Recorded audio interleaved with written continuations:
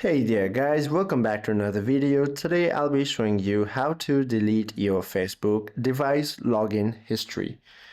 First of all, to delete your Facebook device login history, you must manage two separate areas: active login session to kick out others and saved login information to remove remembered credentials from a device.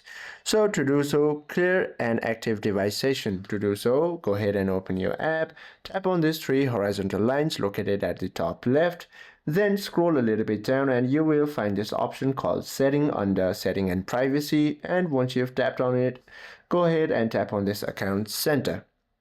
From there, you will be able to see all your logged in infos from this password and security option. Now go ahead and check where you are logged in. Select on that specific account and you will be able to view all these logged in device.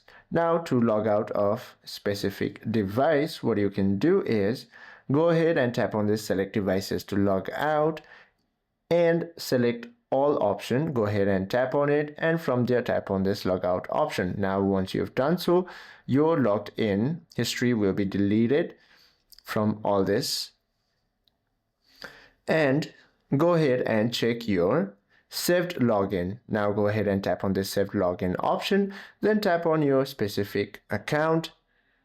From there you will be able to access this option where you can see your saved login infos.